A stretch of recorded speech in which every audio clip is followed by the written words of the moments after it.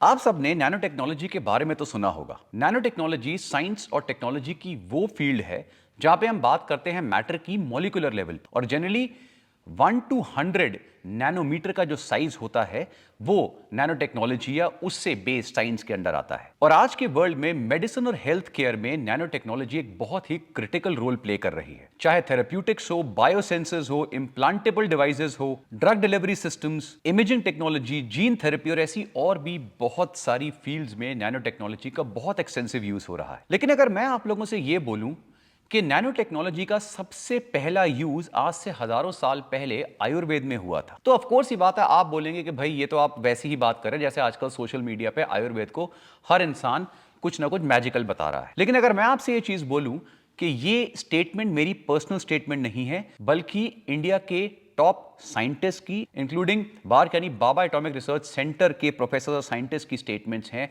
तब आपको कैसा लगेगा। और इसके बारे में मुझे कैसे पता लगा, इसका सबसे बड़ा जो श्रेय जाता है वो आप लोगों को जाता है। मेरे चैनल पे जो मेरे व्यूअर्स हैं ना, वो मैंने एक चीज नोटिस करी है कि बहुत ही इंटेलिजेंट व्यूअर्स हैं, बहुत अमेजिंग क्वेश्चन पूछते हैं, मुझे चैलेंज करते हैं, और जब मैं उनकी रिकमेंडेशन और सजेशंस को पढ़ता हूं तो मुझे भी उसमें से बहुत सारे आइडियाज आते हैं, बहुत सारी न्यू रिसर्च के बारे में पता लगता है। जब मैंने 20 प्रो लॉन्च करा तो काफी सारे व्यूअर्स ने मुझे क्वेश्चन पूछा कि सर आपने इसमें भस्म ऐड क्यों नहीं करे। और मैंने उनको ये बोला कि देखिए, भस्म के बारे में अभी मेरी रिसर्च चल रही है, मैंने उसके ऊपर ज्यादा स्टडी नहीं करा है। ऑल्सो 20 प्रो में ऑलरेडी इतने सारे इंग्रेडिएंट्स हैं जो पूरी कंट्री में आज तक किसी प्रोडक्ट में नहीं है, वो ऑलरेडी इतना पोटेंट प्रोडक्ट है। तो अगर उसमें मैं भस्म भी ऐड करूंगा तो बहुत ज्यादा उसका कॉस्ट भी इंक्रीज होगा और वो कॉम्प्लिकेटेड भी बहुत ज्यादा हो जाएगा। लेकिन ऑफ कोर्स जब ये सजेशन मेरे पास आई तो एक क्वेश्चन मेरे दिमाग में जाएगा कि मैं भस्म के बारे में और स्टडी करूं, उसको और इन डेप्थ जाके समझूं कि ये क्या चीज है और किस तरह से इसे आयुर्वेद में यूज किया जाता है। क्योंकि इसको गलत बोलने वाले, ये टॉक्सिक है, ये XYZ है, तो बहुत लोग हैं, लेकिन रियलिटी क्या है, स्टडीज क्या है। और बिलीव मी, भस्म के ऊपर मल्टीपल रिसर्च स्टडीज आपको गूगल पे मिल जाएंगी जो टॉप इंडियन जर्नल्स में हैं, और ये जिन साइंटिस्ट और प्रोफेसर्स ने करी हैं वो भी काफी रिनोन है और काफी सालों से इस फील्ड में रिसर्च कर रहे हैं। और जब मैं एंशिएंट इंडिया या आयुर्वेदिक साइंस में नैनो टेक्नोलॉजी की बात कर रहा हूं तो मैं बात कर रहा हूं भस्म की। आयुर्वेद एक बहुत ही बड़ी फील्ड है जिसके अंदर बहुत सारे सब फील्ड्स आती हैं, जिसमें से एक फील्ड है जिसे हम कहते हैं रस शास्त्र। और इसी रस शास्त्र के अंदर काफी सारे मिनरल्स या मेटल्स को प्यूरिफाई कर कर उनको थेरेप्यूटिक फॉर्म में किस तरह यूज किया जाए, इसके बारे में बहुत ही डिटेल्ड इंफॉर्मेशन दी है। और जब हम भस्म की बात करते हैं तो ये डिफरेंट तरीकों से बनाए जाते हैं और इसके बारे में रस शास्त्र में डिटेल में मेंशन है। इसमें metals, non metals, herbs, animals के हॉर्न्स वगैरह, फेदर्स, शेल्स, ये सारी चीजें यूज करी जाती है डिफरेंट तरह के भस्म को बनाने में। Professor A.K. त्यागी, जो बाबा एटॉमिक रिसर्च सेंटर में एक प्रोफेसर है, उन्होंने ये चीज बोली कि जो भस्म आयुर्वेद में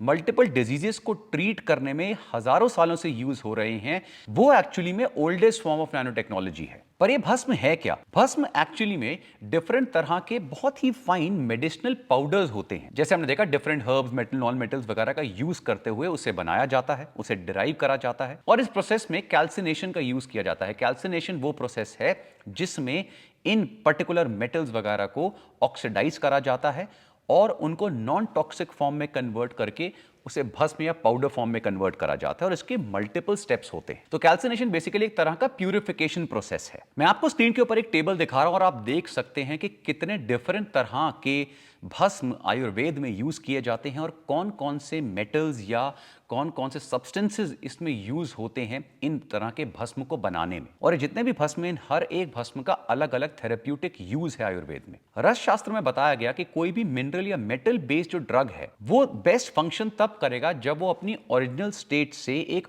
ऑक्साइड फॉर्म में, ऑक्सीडाइज स्टेट में पहुंच जाता है। और जैसे मैंने बताया कि इस स्टेट में उसको बनाने का, उसको पूरा प्यूरिफाई करने का जो तरीका है वो बहुत ही कॉम्प्लिकेटेड और लंबा प्रोसीजर है, और इस पूरे प्रोसेस को हम भस्मीकरण कहते हैं। इस प्रोसेस के एंड में जो भस्म निकलती है उसका जो टॉक्सिक नेचर होता है वो खत्म हो जाता है और उसकी जो मेडिसिनल प्रॉपर्टीज हैं वो फिर यूज होनी शुरू होती है। ऑल्सो जब ये प्रोसेस कंप्लीट होता है तो जो भस्म होता है वो काफी ज्यादा बायो अवेलेबल हो जाता है, उसकी बॉडी में एब्जॉर्प्शन बहुत आराम से होती है, हमारी बॉडी में काफी वो बायो कंपैटिबल हो जाता है और उसकी और भी प्रॉपर्टीज उसके अंदर आ जाती हैं। जब भी हम भस्म के बारे में सुनते हैं तो हमें काफी लोगों से सुनने को मिलता है कि भाई ये बहुत टॉक्सिक होते हैं, इनको किसी को लेना नहीं चाहिए। अब अगर आप इन लोगों से पूछेंगे कि इसके पीछे प्रूफ क्या है, तो ऑफ कोर्स आपको कोई आंसर जनरली नहीं मिलेगा। लेकिन जब मैंने इसके ऊपर स्टडी करी तो इसी क्वेश्चन को डील करते हुए काफी सारी रिसर्च स्टडीज में ये चीज प्रूव हुई है कि अगर राइट डोसेज में, जो मिनिमल डोसेज भस्म की रिकमेंड करी जाती है, और भस्म की रिकमेंडेड डोसेजेस बुक्स में तो दी हैं, लेकिन अगर आप कोई प्रोडक्ट भी बनाते हैं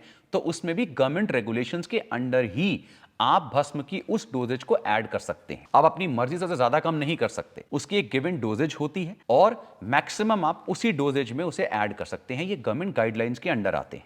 स्टडी में दिखाया गया कि एंशिएंट टाइम से भस्म का यूज हो रहा है और उनके ऊपर करंट डेट में भी काफी सारी क्लिनिकल स्टडीज और एनालिसिस हो चुके हैं। डिफरेंट तरह के जो भस्म है, जैसे स्वर्ण भस्म, रजत भस्म, लौह भस्म, ताम्र भस्म, अभ्रक भस्म, नाग भस्म, यशत भस्म, वंग भस्म, इन सबके ऊपर स्टडीज हुई हैं और यही चीज देखी गई है कि अगर इसको राइट फॉर्म में लिया जाए और राइट अमाउंट में लिया जाए तो ये टॉक्सिसिटी नहीं करते हैं बॉडी में।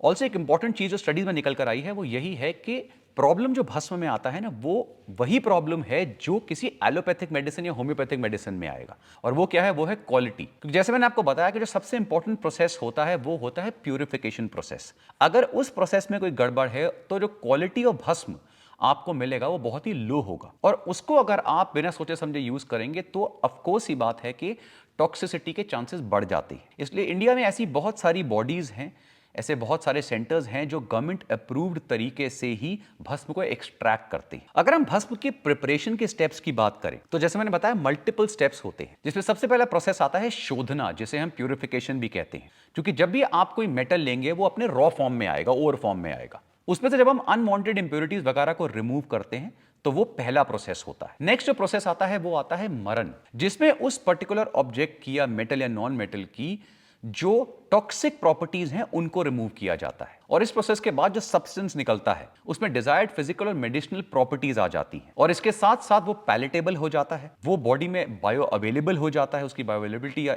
एब्जॉर्प्शन रेट जो है वो इंक्रीज हो जाता है। और जो डिजायर्ड पार्टिकल साइज होता है, क्योंकि जो भस्म होते हैं वो बहुत ही छोटे नैनो पार्टिकल फॉर्म में होते हैं, तो जो डिजायर्ड पार्टिकल साइज है वो ऑब्टेन हो जाता है। जो नेक्स्ट प्रोसेस है वो है चलन यानी स्टरिंग, जिसमें जो पाउडर्ड मेटल है उसको हीट किया जाता है, उसे स्टर करा जाता है, वो भी एक पर्टिकुलर टाइम तक, और उसका भी एक तरीका है किस टेम्परेचर पे करना है, कितने समय तक करना है। नेक्स्ट प्रोसेस है वो है धवन यानी वॉशिंग। इस प्रोसेस में जो सब्सटेंस होता है वो इन सारे प्रोसेस के बाद उसे वॉश किया जाता है, ताकि जितने भी उसके अंदर इस प्रोसेस के टाइम को एजेंट्स वगैरह यूज हुए हैं या कोई इंप्योरिटीज हैं वो सारी निकल जाएं। उसके बाद गलन यानी फिल्टरिंग प्रोसेस यूज होता है, और फिर पुट यानी हीटिंग प्रोसेस जो है वो भी यूज किया जाता है। तो ऐसे और भी बहुत सारे प्रोसेसेस हैं डिपेंडिंग ऑन कि किस तरह का भस्म एक्सट्रैक्ट करा जा रहा है। तो ये बहुत ही डीप रिसर्च फील्ड है और इस पर्टिकुलर प्रोसेस को बहुत सेंचुरी से यूज करा जा रहा है। जैसे हमने देखा कि डिफरेंट तरह के भस्म और इन सबकी डिफरेंट डिफरेंट मेडिसिनल प्रॉपर्टीज हैं, और किस इंडिविजुअल को कौन सा भस्म किस फॉर्म में लेना है, या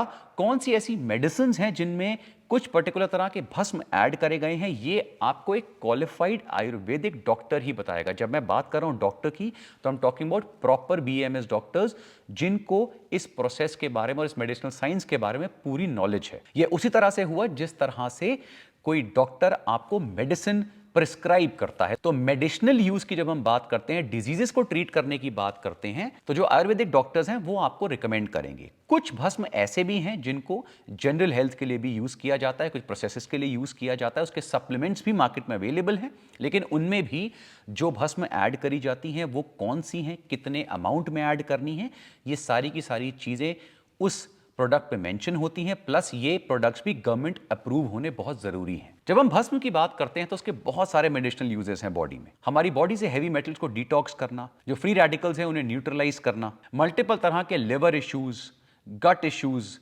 किडनी इश्यूज, इनमें डिफरेंट तरह के भस्म यूज होते हैं। बोन डेंसिटी को इंप्रूव करने के लिए, इंसोम्निया के लिए, डिप्रेशन के लिए, respiratory disorders, arthritis, anaemia, fibroids, high blood pressure, cardiovascular health और हार्मोन ऑप्टिमाइजेशन जैसे टेस्टोस्टेरोन बूस्टिंग वगैरह के लिए भी बहुत डिफरेंट तरह के भस्मों को यूज किया जाता है। भस्म इतने पोटेंट इसलिए होते हैं क्योंकि जैसे मैंने बताया कि इनका जो प्रोसेस है पूरा कि किस तरह से इन्हें डिराइव करा जाता है, वो जो नैनो फॉर्म में भस्म निकलते हैं वो बहुत ही जल्दी बॉडी में एब्जॉर्ब होते हैं और बहुत ही इफेक्टिव होते हैं, बहुत छोटी डोज में भी। ऑल्सो ये बाकी फॉर्म से काफी ज्यादा स्टेबल रहते हैं। ऑल्सो जितने मैंने आपको प्रोसेसेस बताए तो कई लोगों को ये लग रहा होगा कि भाई ये सारे प्रोसेसेस तो आयुर्वेद में, इसमें साइंस कहाँ आती है। अब मैं आपको कुछ फोटोज दिखा रहा हूं, एक बार जरा आप इक्विपमेंट्स को देखिए जो यूज होते हैं भस्मों को टेस्ट करने में। टेस्ट जैसे कि thermogravimetric analysis, scanning electron microscopy, atomic force microscopy, x-ray photoelectron spectroscopy, energy dispersive x-ray analysis, x-ray diffraction methods, atomic absorption spectrometry, BET surface area measurement, और ऐसे पता नहीं कितने डिफरेंट मेथड्स यूज किए जाते हैं और बहुत ही एक्सटेंसिव इक्विपमेंट लैब्स में यूज करे जाते हैं भस्मों की क्वालिटी को चेक करने के लिए, उनको प्रॉपरली असेस करने के लिए। ये सारी चीजें जब मैंने स्टडी करी ना, मुझे भी उतनी ही एक्साइटमेंट हुई। तो इसलिए मैंने ये प्लान करा कि मैं जो मेरा शिलाजीत प्रो आता है मैं उसको और बेटर बनाऊंगा, उसे एनहांस करूंगा। ऑफ कोर्स हम सब ने देखा है कि बहुत सारी कंपनीज ने आजकल शिलाजीत गोल्ड वगैरह लॉन्च करा है जिसमें वो स्वर्ण मक्षेक या स्वर्ण भस्म वगैरह ऐड करते हैं। लेकिन मैंने जब और स्टडी करा तो मुझे पता लगा कि टेस्टोस्टेरोन को ऑप्टिमाइज करने के लिए, सेक्सुअल हेल्थ के लिए, लिबिडो बूस्टिंग वगैरह के लिए शिलाजीत में स्वर्ण भस्म के साथ साथ और भी ऐसे भस्म हैं जिन्हें ऐड करा जा सकता है, जिसमें आता है लौ भस्म, वंग भस्म और अभ्रक भस्म। जब मैंने इनके बारे में स्टडी करा उसके बाद मैंने अपनी मैन्युफैक्चरिंग यूनिट में जो हमारे डॉक्टर्स हैं, प्रोफेसर्स हैं, उनसे इसको कंसल्ट करा।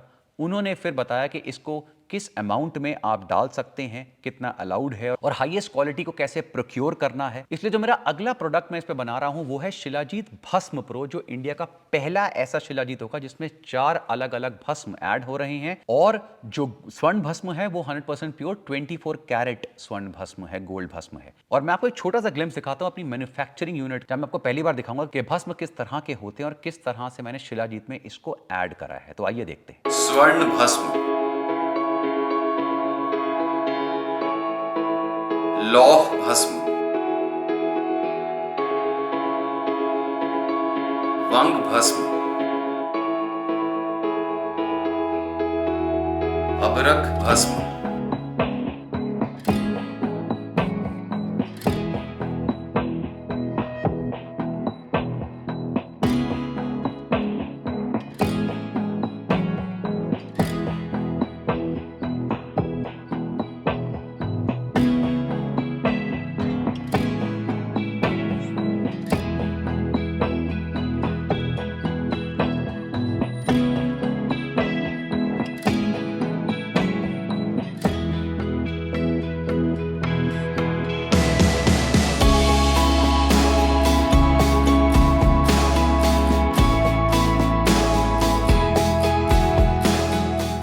तो आई होप आपको शिलाजीत भस्म प्रो के बारे में अच्छा लगा। ये प्रोडक्ट बहुत ही जल्दी लॉन्च होने वाला है और ऐसे बहुत सारे अमेजिंग वीडियोस के लिए देखते रहिए वी आर स्टूपिड।